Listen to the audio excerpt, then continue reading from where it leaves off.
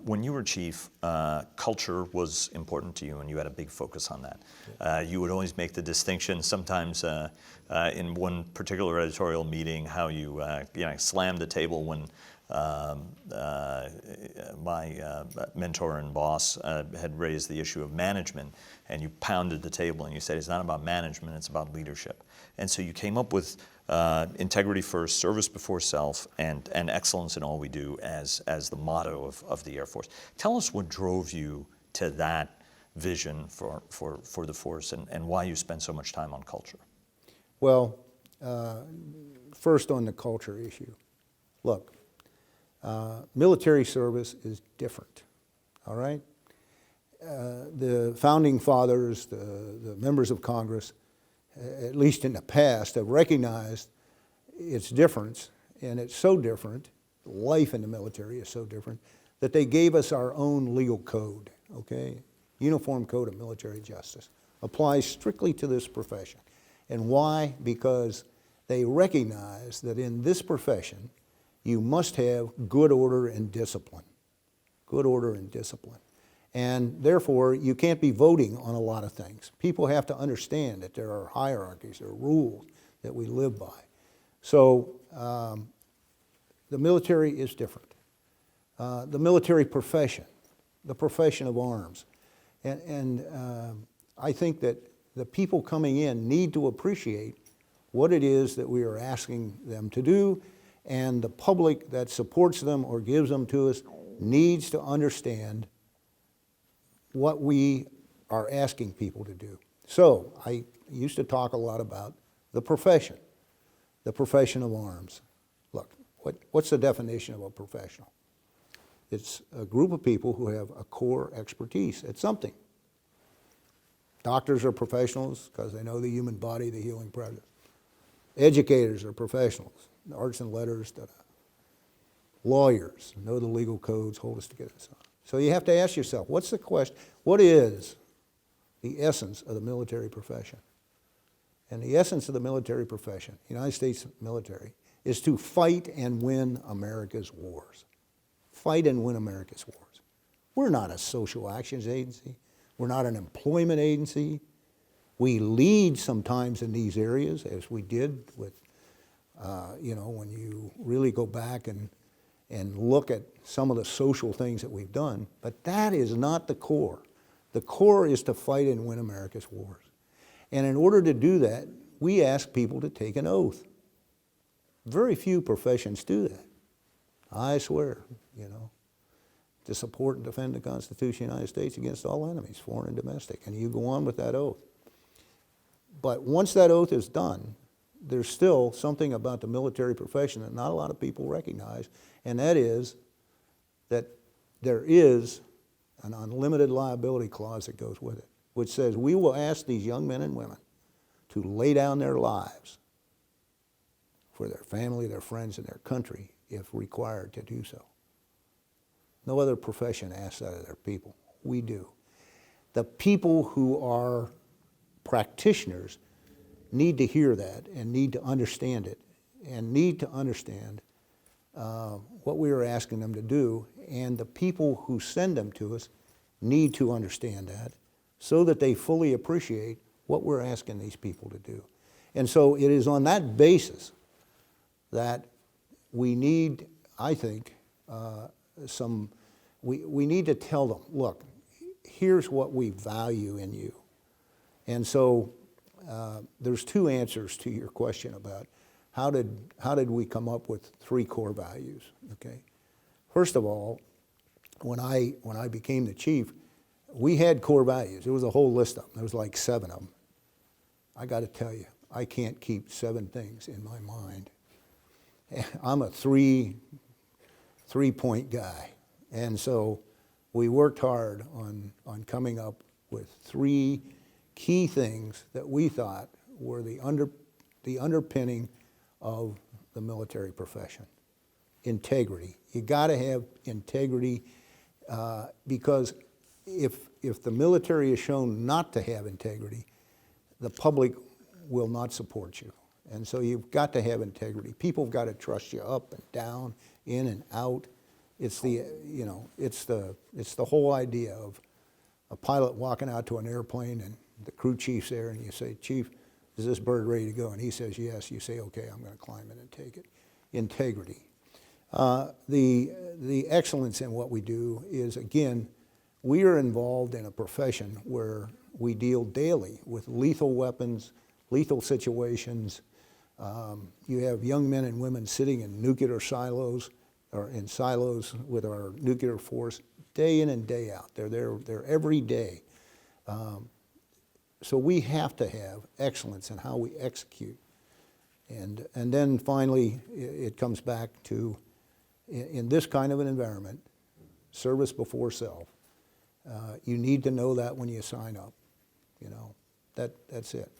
And so it was the combination of those things, and as you said, that we were working on trying to make sure everybody understood that culture as we started the post-Cold War environment and we started moving forward.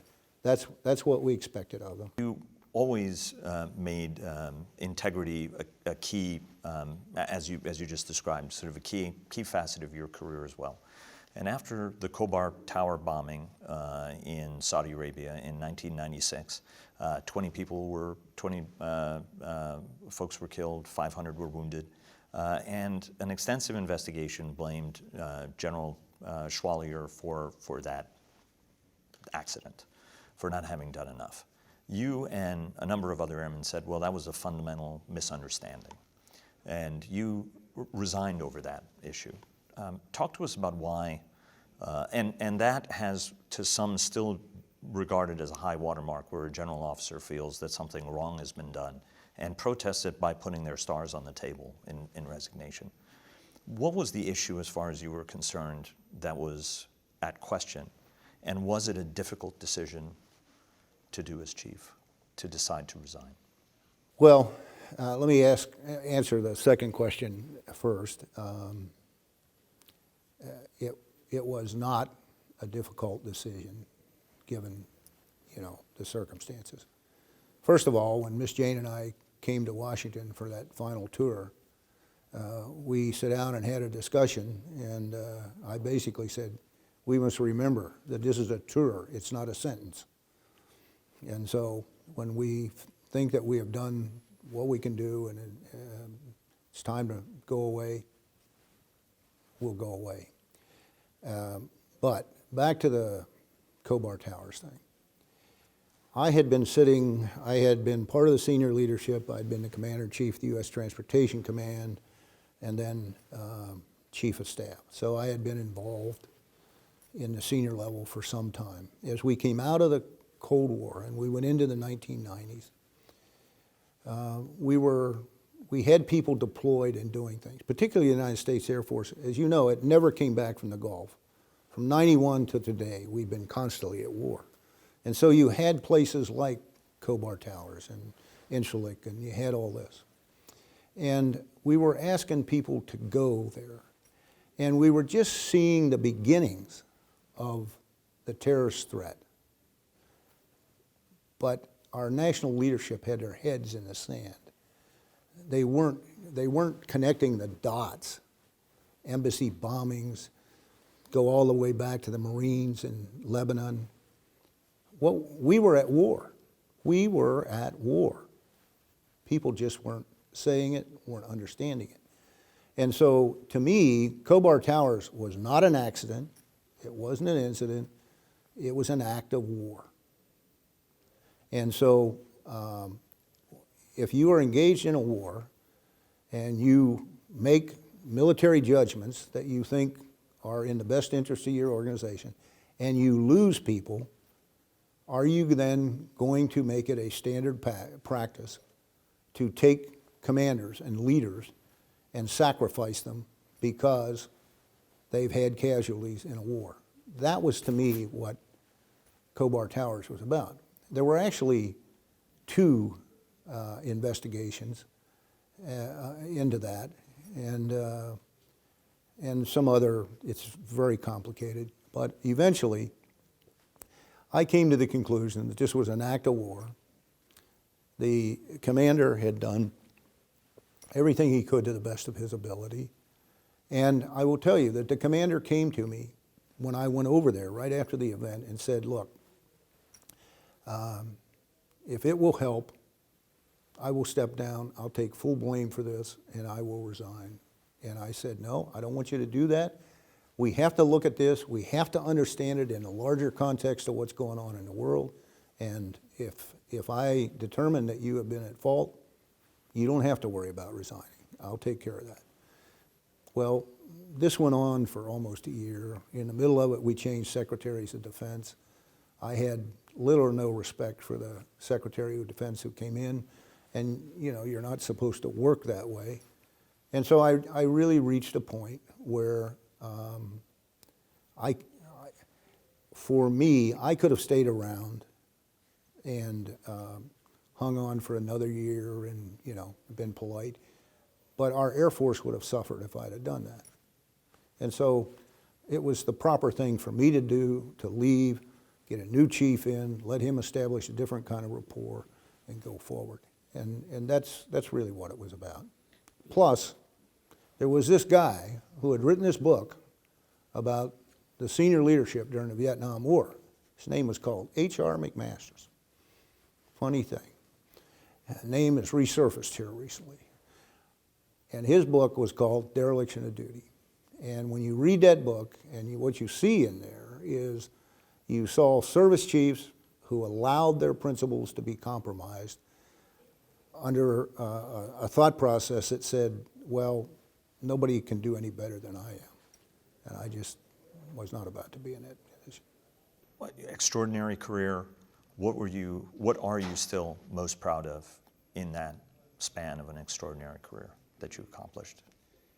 It's hard to come up with a single event or whatever. As I will say tonight, I'm proud of my wife, who, for a couple of kids who started out in Appalachia, we hung together pretty well. And it was a pleasure to serve the men and women of the United States Air Force. I can't pick a particular, you know, the legacy of Ron Fogleman. I think the idea that I was able to hopefully instill some thought to the culture was useful. Sir, it's been an honor to speak to you today. It was an honor covering you, and best of luck in everything you do.